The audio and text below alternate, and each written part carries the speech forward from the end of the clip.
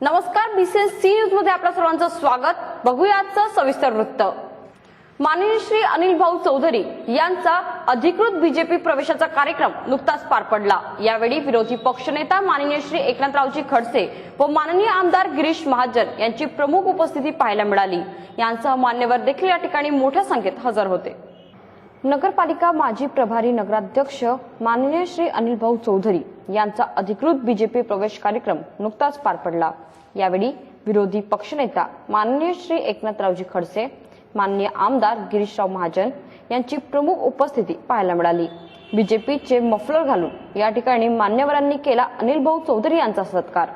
माननीय श्री अनिल भाऊ चौधरी यांच्यासह यावेळी डॉक्टर वसंतराव झारखंडे, कैलास महाजन, आनंद ठाकरे यांनीही धरला बीजेपीचा हात। यावेळी श्री उदय वाघ, श्री गुरुमुख जगवानी, श्री अजय भोळे यांसह इतर कार्यकर्ता वर्ग या ठिकाणी हजर होता। अंजाडे घाटाच्या दुरावस्थाची कहाणी सांगणारा पुन्हा एक प्रकार या ठिकाणी समोर आलाय। संबंधित प्रशासन या बाबतीत करत असलेला हलगर्जीपणा पुन्हा एकदा उघड्यावर आलाय। या सर्वांचं बघूया एक विशेष वृत्त सी न्यूज मध्ये।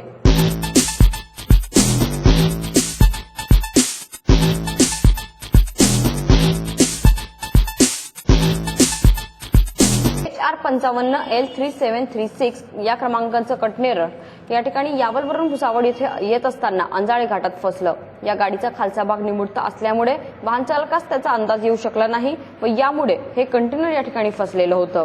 2 क्रेनच्या साहाय्याने अथक परिश्रमानंतर या कंटेनरला बाहेर काढण्यात आलं। यामुळे भारी ट्रॅफिक जाम या ठिकाणी झालेला दिसला। हा येथे घडलेला पहिला प्रकार नाही, अनेकदा असे प्रकार या ठिकाणी होत असतात। वारंवार लहान मोठे अपघात या ठिकाणी होत असतात, मात्र संबंधित प्रशासन याकडे लक्ष देत नाही। जड वाहनांना थांबवण्यासाठी या ठिकाणी गेट का बसवलं जात नाही, असा गंभीर प्रश्न या ठिकाणी उपस्थित राहतोय। इतकेच नव्हे तर आरटीओची व्यवस्था असणं या ठिकाणी अत्यावश्यक आहे, तरी देखील या ठिकाणी कोणत्याही प्रकारच्या आरटीओची व्यवस्था पाहायला मिळत नाही। जड वाहन चालकांच्या वतीने शॉर्टकट म्हणून फार मोठ्या प्रमाणात या अंजाडे घाटाचा वापर केला जात असतो। जिल्हा वाहतूक प्रशासन सातत्याने याकडे दुर्लक्ष करतंय। का करतंय संबंधित प्रशासन याकडे दुर्लक्ष, हा गंभीर प्रश्न या ठिकाणी उभा राहतोय।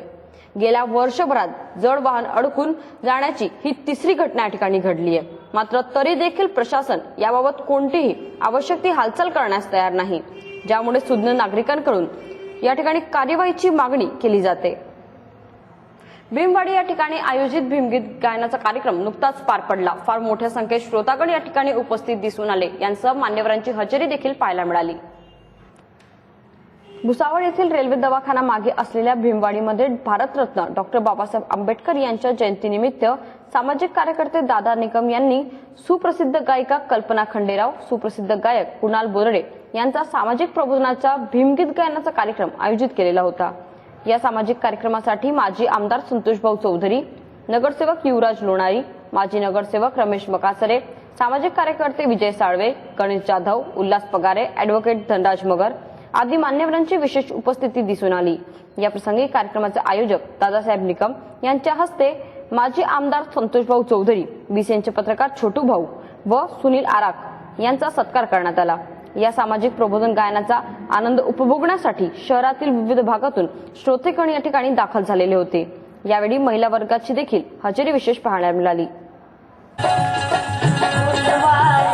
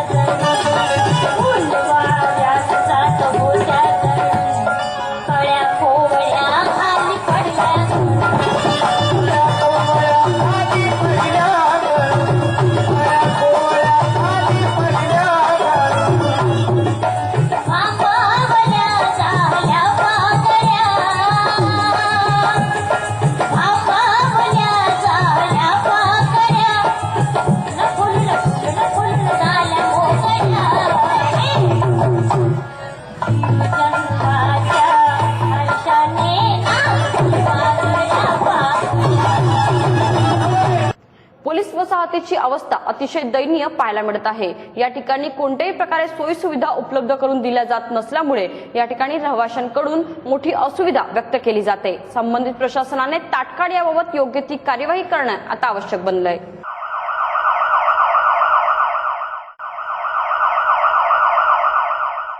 रेल्वे प्रवाशांच्या सुरक्षिततेसाठी अहोरात्र परिश्रम घेणाऱ्या येथील रेल्वे पोलीस वसाहतीची दुरावस्था झालेली सध्या दिसून येत आहे। रेल्वे पोलीस कर्मचारी व त्यांच्या कुटुंबावर आरोग्याचा प्रश्न यामुळे निर्माण झालेला आहे।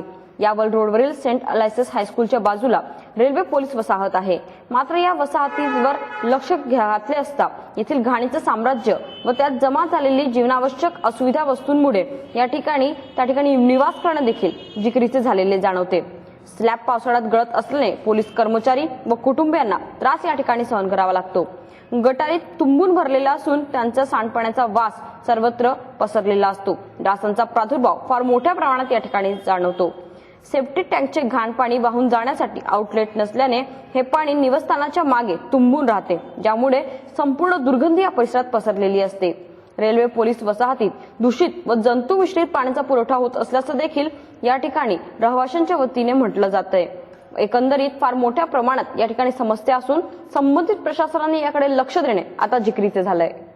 नमस्कार मित्रो, आपण रेल्वे या परिसरामध्ये रेल्वे या ठिकाणी सुरक्षा बला या परिवाराकडे दुर्लक्ष फार मोठ्या प्रमाणात शासनाकडनं होत असतं। या ठिकाणी फार मोठ्या प्रमाणात कचऱ्याचा ढीग काही निवासस्थानी गळत असतात। आपण त्यांच्या परिवाराकडून जाणून घेऊया की नेमक्या ठिकाणी त्यांना त्रास काय। नमस्कार। नमस्कार। आपलं नाव काय? सौरेखा प्रमोद जंजाळकर। आपल्याला या ठिकाणी काय काय ठिकाणी त्रास होत असतो?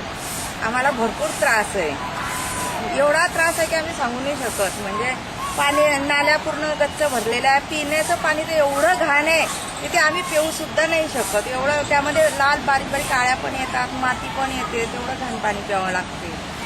अजून क्वार्टर पण पूर्ण गळतात। पावसाळ्यात तर पूर्ण चारी बाजूला पाणी तुंबलेलं असतं नाल्या नसल्या कारणानं। कधी अधिकाऱ्यांनी आपण गेले नाही कागदपत्र घेऊन किंवा आमच्या या ठिकाणी दयनीय अवस्था झालेली आहे, कधी गेले नाहीत का?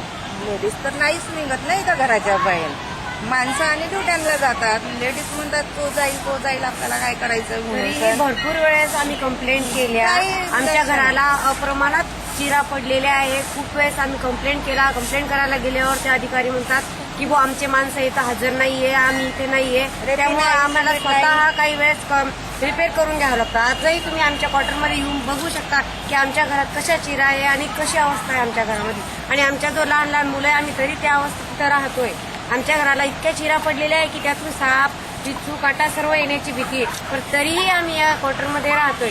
आणि नालीची तर तुम्ही मागे जाऊन रेकॉर्डिंग करू शकता, अफाट नाली झालेली आहे आणि त्या घाणावस्थेत सुद्धा आम्ही इथं राहतोय। पण बघू शकतो या ठिकाणी महिलांच्या तक्रारी, कुटुंबाच्या तक्रारी या ठिकाणी आलेल्या आहेत की आमचे जे मिस्टर असतात ते जनते ठिकाणी सुरक्षा करत असतात, परंतु आमचं कोणी सुरक्षा ठिकाणी करत नाहीये। आमचं या ठिकाणी जीव ह्या धोक्यामध्ये आलेले आहेत। अनेक रोगराईला या ठिकाणी आमंत्रण दिलं जातात, परंतु सुरक्षा बलचे जे अधिकारी ते या ठिकाणी लक्ष देत नाही। कॅमेरामॅन वैभव सुरेंसह विशाल सुरेश, सी न्यूज भुसावळ।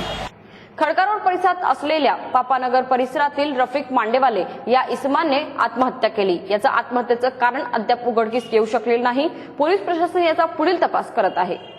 खडका रोडवरील पापानगर भागातील रहिवासी असलेल्या रफिक मांडेवाले या गृहस्थांनी आत्महत्या केली। अंदाजे वय 40 वर्ष असलेल्या या गृहस्थाच्या आत्महत्येचं कारण अद्याप समजू शकलेलं नाही। मात्र पारिवारिक तणावातून आत्महत्या केल्याची चर्चा परिसरात सुरू होती। वरणगाव येथील हॉस्पिटलमध्ये सदर व्यक्तीचं शवविच्छेदन करण्यात आलं। बाजारपेठ पोलीस स्थानक याचा पुढील तपास सध्या करत आहे। मयताच्या पश्चात पत्नी व मुले असा परिवार असून रात्री उशिरापर्यंत ही घटना या ठिकाणी चर्चेचा विषय बनलेली होती। आजची बातमीपत्र इथेच संपले। धन्यवाद।